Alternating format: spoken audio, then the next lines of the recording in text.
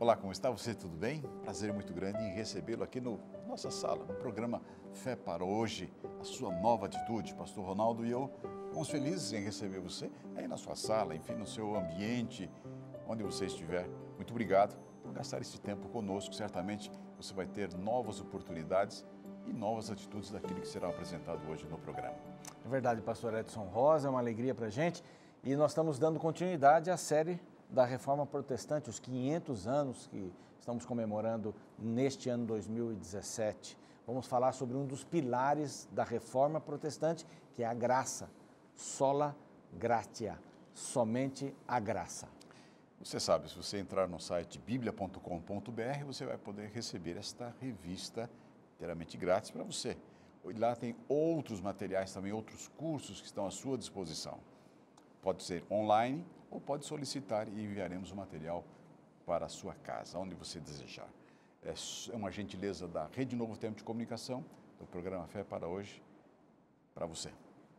E você pode entrar em contato conosco também pelas redes sociais. Você sabe, o YouTube, lá no nosso canal Fé para Hoje, você pode baixar todos os programas, não só nossos, como outros da TV Novo Tempo.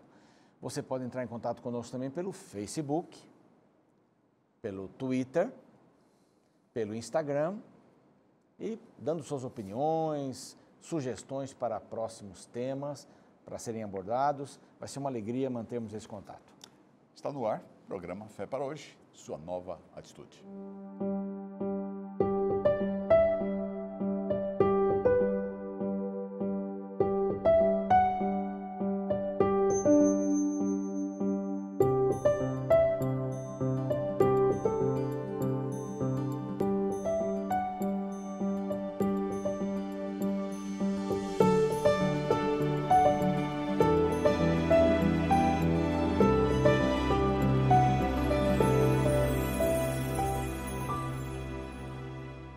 No programa de hoje, estamos recebendo aqui dois personagens que já estiveram conosco em alguns programas. Aliás, o pastor José Júnior faz um programa aqui na Rede Novo Tempo, Hiperlinkados, não é? E muito obrigado por estar aqui conosco no programa. É uma alegria estar aqui de volta nesse Fé programa para aqui, programa Fé para Hoje. Um abraço também para a galera do Hiperlinkados que nos Tá certo. acompanha. E o pastor Edson assiste muito Hiperlinkados, que Olha é aí, da faixa agora etária tem dele. um novo cenário. Aí já sabe, isso. mudou o cenário. Nosso cenário deixou de ser virtual para ser real. Pois é, na última vez que eles estiveram aqui, fizeram uma reclamação pública e tal, aí a direção falou, não, vamos dar então um cenário para eles, tirou o virtual e passou para um Mas físico agora. muito bom o programa que vocês Deus fazem, seja é bem louvado. atual, mensagens muito pontuais. Eu, quando posso, eu assisto. Muito legal. Que dias que passou para a gente relembrar aqui? Os horários? É. Sexta-feira, 11h30 da noite. E aí você tem as reprises no sábado, 9h30 da manhã, 8h30 da noite. Segunda, 3h30 da tarde. E quarta, 3 da madrugada. Isso, Bom, e deve ter muita gente Os assistindo. horários isso. alternativos aí para É isso. assistir o programa. Que legal. Também temos aqui o pastor Oliveiros Júnior. Tudo bem, pastor? Tudo Bom, bem? pastor, é um prazer poder estar aqui de novo. Muito obrigado pelo convite. Você já esteve em alguns programas, é secretário da Igreja para toda a região do Vale do Paraíba. Muito obrigado por estar aqui conosco. E agora participando. agregando também o departamento de jovens, né? Os ministérios Ministério jovens. Jovem também. Sim. Correndo atrás aí, né? Aprendendo bastante com a molecada. A igreja tem muito a ensinar, a sociedade de maneira geral e é parte da graça isso daqui, a gente poder fazer parte desse trabalho. Perfeito. Nós estamos então desenvolvendo essa série sobre a reforma, os 500 anos da reforma, e um dos pilares exatamente deste movimento foi a questão da graça, somente a graça. O que poderíamos entender sobre essa palavrinha, não é? Porque, às vezes, a graça. O que é a graça nessa visão teológica? Bom, do ponto de vista bíblico, assim, basicamente graça é aquilo que não é merecido, né? É tanto que alguém tem que dar para você. É um favor, eu não conquistei, eu não fiz nada que pudesse ser objeto de destinação daquilo, mas alguém simplesmente deu para mim ou me creditou isso daqui. Então isso é graça.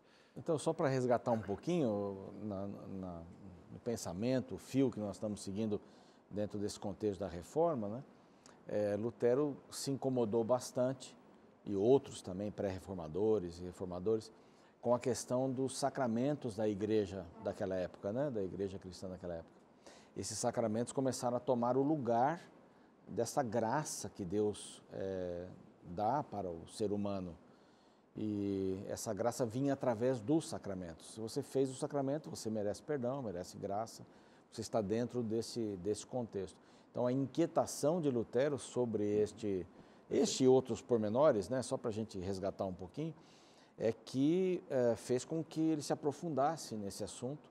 Ele era uma pessoa inquieta, uma pessoa inconformada com a situação que ele vivia, com o pecado que ele tinha. Ele lutava contra o pecado, se flagelava contra o pecado, com o seu próprio corpo, né, para poder diminuir os seus pecados.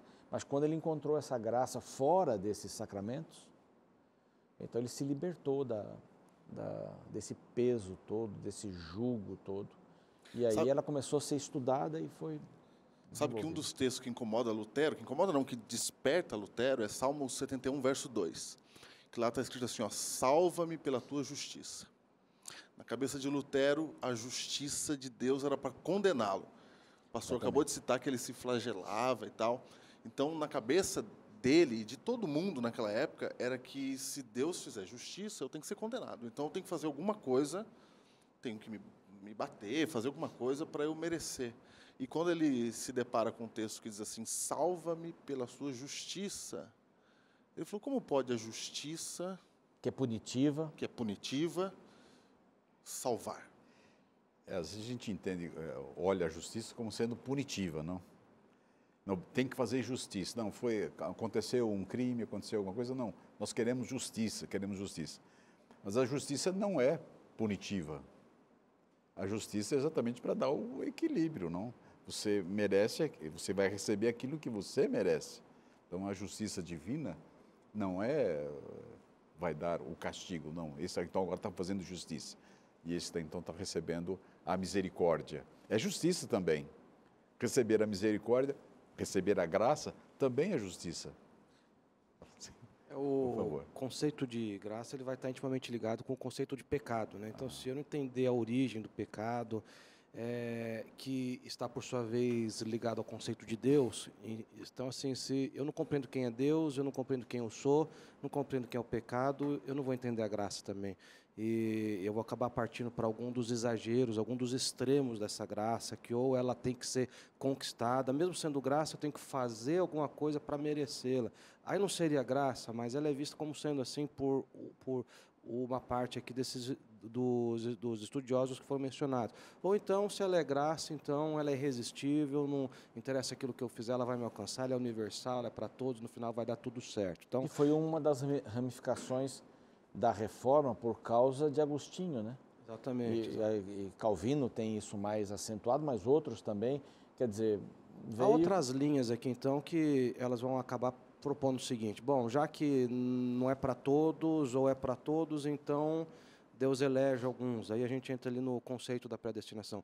Historicamente, você tem assim, uma diferença grande entre o cristianismo e o paganismo, no sentido de que, para as religiões pagãs, você sempre tem que fazer alguma coisa, você vai triando até alcançar Deus, até merecer Deus. E aí você passa por estágios, ganha isso daqui, conquista aquilo ali. É mais ou menos como um jogo, você vai acumulando ferramentas até chegar assim no grande final que você mereceu estar na presença de Deus. O cristianismo, ele te coloca partindo da presença de Deus. Você é um pecador, mas você já está na presença de Deus. O que você fez para merecer aquilo ali? O que te qualificou para receber a graça? Justamente o seu pecado, o seu estado de condenação. A justiça expôs, ela colocou ali, mas entrou nesse contexto aqui também a graça imerecido favor de Deus, né? E daí ela age, ela atua na sua vida para ela fazer aquilo que ela tem um propósito também. O pastor Edson falou que justiça também é receber o que eu mereço, e às vezes eu mereço a misericórdia, não é?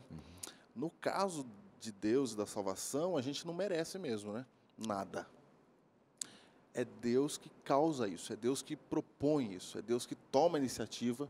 Como o pastor Oliveiros falou, no cristianismo, esse encontro com Deus ele vem primeiro. Ele se revela e ele fala assim, ó, eu sendo justo, morro no teu lugar. E por causa da minha morte, eu já paguei o preço, você vive. Você vive. A graça não foi de graça. Não, ela é justa. É justa. Exatamente. Então não é assim, tá livre, tá liberto porque eu não ligo. Não é uma graça barata também, né? É uma Deus não está coisa- virando as costas para o erro. Ele não faz isso. Ok, como eu recebo esta graça? A gente recebe, aí na sua pergunta já está a resposta. Ela é de graça, mas alguém pagou o preço por ela, né? Então, se eu devo alguma coisa, antigamente tinha aquela conta de mercado lá de armazém do bairro, aí o pai ele Cadernetinha. deixava ali, tá? Caderneta. Aí vamos supor ali, alguém ficou inadimplente, chega um dia ali o dono e disse, amigo, eu compreendo aí a situação, vamos deixar assim, aqui está tudo certo, fica de graça aquilo que você pegou. Mas alguém pagou por isso daí, então o dono pagou, alguém tomou um prejuízo, mas está partilhando desse benefício que lhe cabia, mas ele está transferindo isso daqui para aquela pessoa que é o objeto, que deveria ser objeto da justiça, ali, da investigação, a cariação, enfim. O que essa pessoa agora ela tem que fazer? Ela pode receber ou pode rejeitar, porque a graça também pode ser rejeitada. E uma das formas de rejeição da graça é eu tentar pagar por aquilo que já me foi dado. Então, assim, a ausência da consciência de que aquilo já foi pago, já foi expiado, já vai me levar a querer fazer coisas agora para retribuir, e o que seria, né, assim, até interessante assim, do ponto de vista de gratidão, mas ela não exige essa visão de gratidão que ela tem que comprar e liquidar uma ligação, que a graça ela também forma um elo.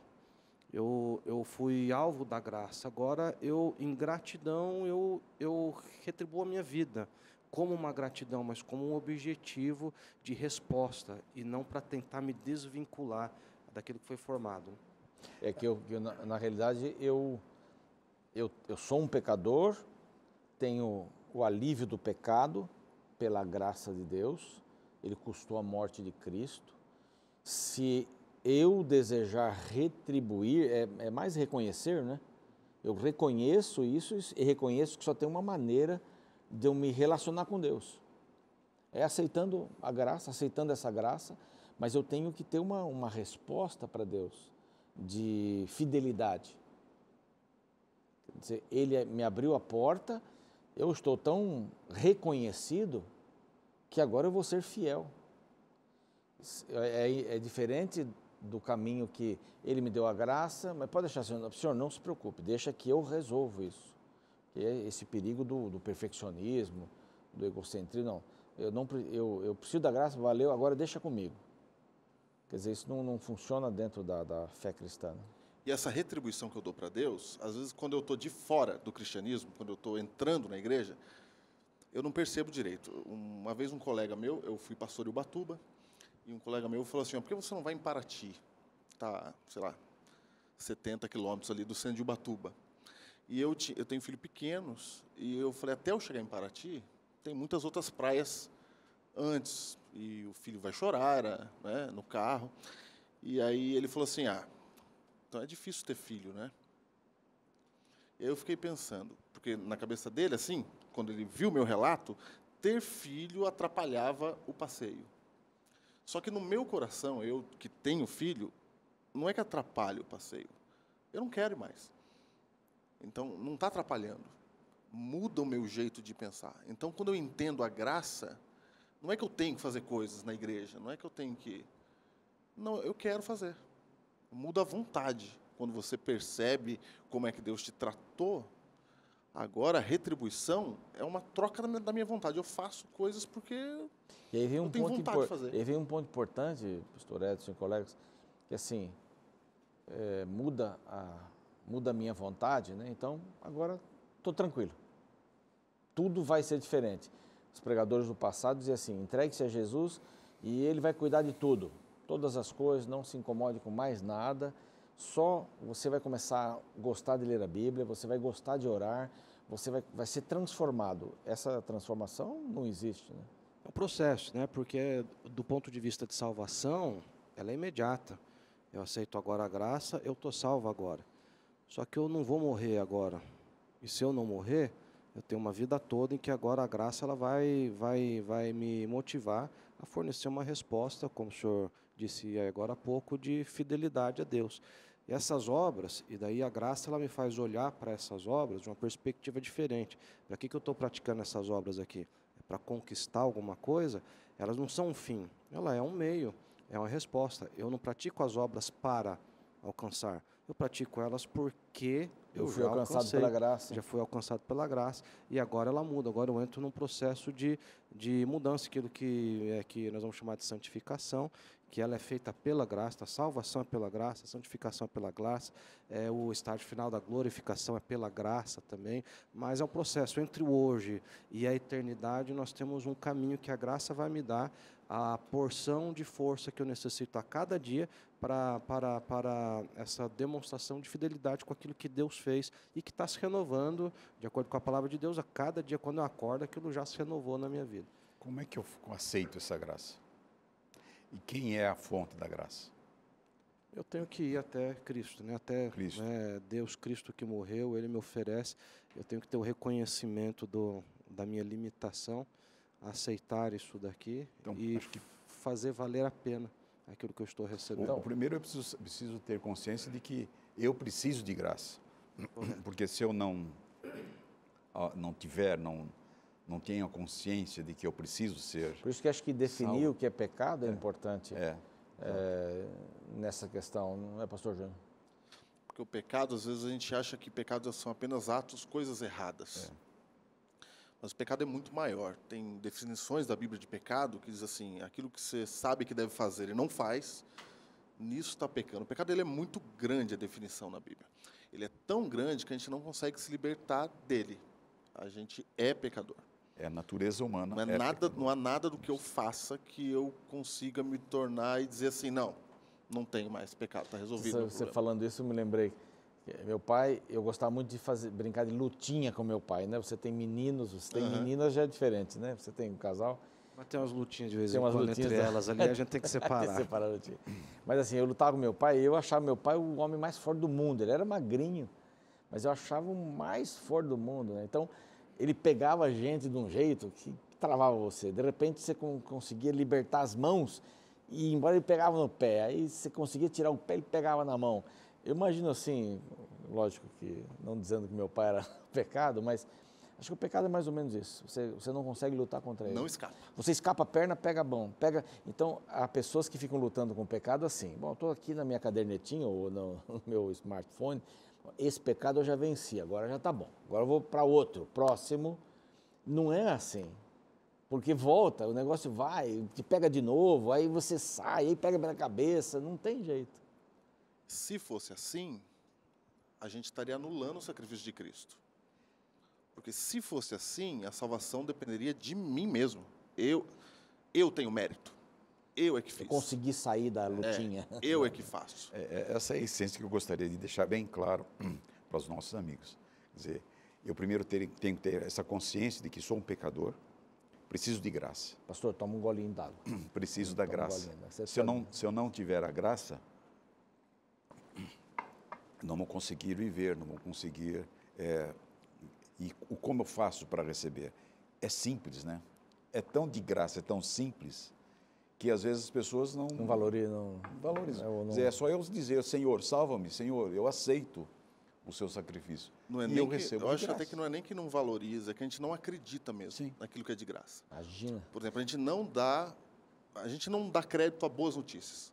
Então, boa notícia a gente tende a não acreditar. Se alguém corta o cabelo e 10 pessoas falam que está bom e uma diz que está ruim, Você vai acreditar naquilo. você diz que a que falou que está ruim é que foi que tem sincera, é crédito, que né? realmente entendeu. E se você assiste um telejornal, as más notícias é que dão a audiência. Então, a gente é treinado a acreditar nas más notícias.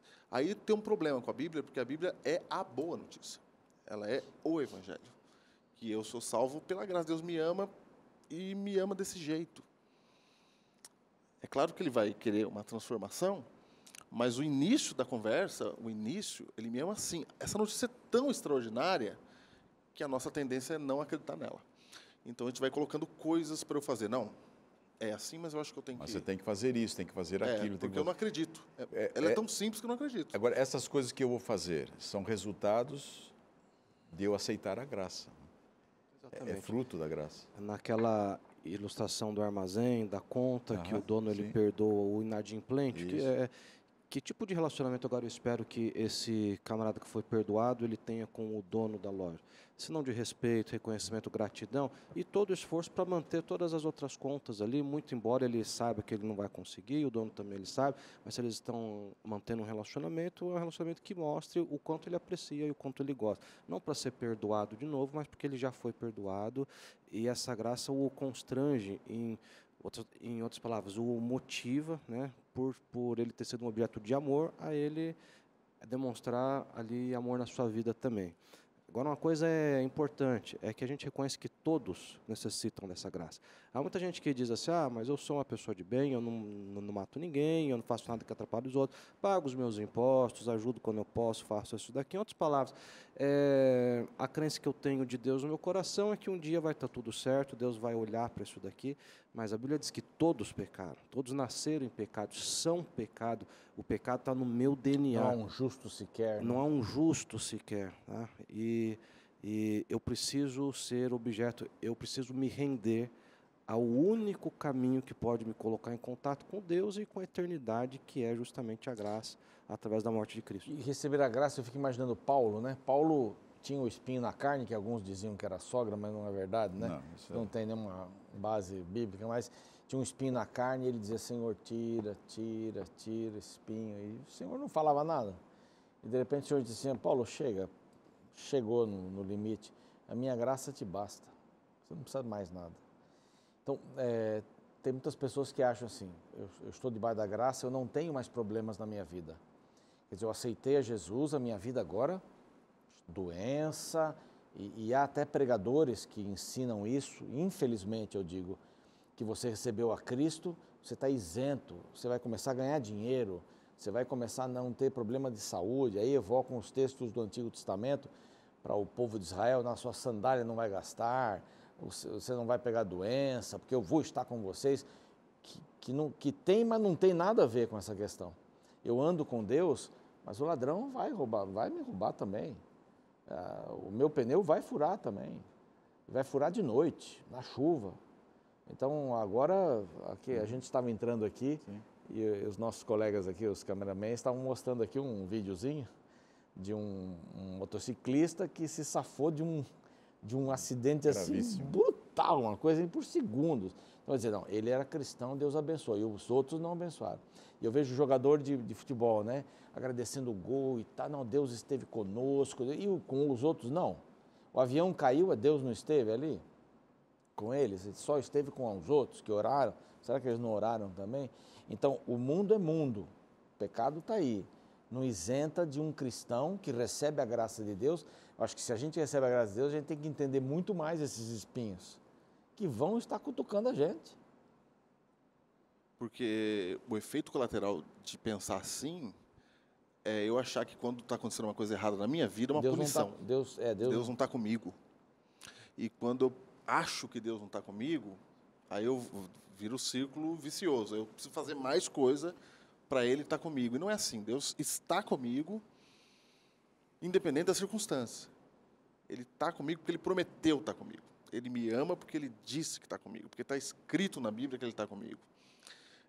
E aí é difícil, é boa notícia, né? Mesmo quando parece que não está, não é? Mesmo está. Quando parece que não está. A situação já é desfavorável, desagradável, etc., mas Deus está ao nosso lado. Então, a gente tem várias experiências, quando Pedro, quando estava se afogando, sim, salva-me. Salva-me, Senhor. Jesus segura ele pela mão. A tempestade continua. É interessante que o texto diz que a tempestade só parou quando eles chegaram no barco. Ou seja, mas ele estava seguro nas mãos de Jesus. Eu acho que isso é a graça, a misericórdia. Só assim, por exemplo, quantos Pedros, entre aspas, já se afogaram e Deus não os tirou do afogamento? Okay. Isso não quer dizer que Deus não os ama. Okay. Quantos cegos não foram curados nos tempos de Jesus? Porque nós não vamos resolver os problemas neste mundo, nessa dimensão. O reino de Deus, ele vê essas coisas acontecendo e elas acontecem para que a gente pense assim vai ser o reino. Jesus curava alguns e não curava todos, não curou todos, para dizer, meu reino vai ser assim. Porque enquanto há o grande conflito aqui, enquanto o bem e o mal coexistem, Isso não vai acabar. Não há uma proteção especial. Eu fui atropelado, o que eu fiz de errado? Não. A graça age na vida do indivíduo, mas ela também age na história. E Deus tem como pano de fundo a eternidade inteira. Então Ele não está olhando só para um caso, só para um fator. E essa daqui é a diferença de que um vai ser livrado da cova dos leões, mas outros tantos vão morrer dentro do coliseu por leões também. Onde é que está Deus? Como é que Deus está agindo? Deus tem o panorama da eternidade todo nas mãos. E a grande verdade é que se eu não for objeto da graça, eu vou ser objeto de alguma outra coisa. Da autossuficiência, da arrogância, das minhas próprias obras, ou da minha inteligência, ou da ciência, ou da crença, ou seja lá o que for. Alguma coisa vai preencher aquilo que a graça hoje me entrega de graça. Então, assim, é um ato de inteligência. Eu entender que se Deus fez tudo isso daqui por mim, o mínimo que eu posso fazer é aceitar e viver de acordo com aquilo que Ele sonha. É uma pena que o programa já está terminando, mas eu acho que vários conceitos foram abordados aqui, exemplos, que vão ajudar bastante a nós também e a todos os nossos queridos que estão nos vendo agora. E quero agradecer muito vocês por participarem deste bate-papo. E aqui em João, capítulo 8, verso 11, nós temos um texto bem interessante. Qual era o cenário? Uma mulher pega em adultério. Foi pega em adultério. Ninguém fala do que estava adulterando com ela, falam apenas dela, né? Ela é levada em praça pública, chamam Jesus, vamos provar Jesus. Vamos ver qual é a posição dele sobre isso. Se ele libera, se ele não libera, as pedras já estavam nas mãos, o que vai acontecer? E Senhor, o que vai acontecer? O que vai acontecer? E o Senhor escreve na areia os pecados, né? Isso é bonito, essa imagem, né? Escreve os pecados na areia, eles podem ser apagados.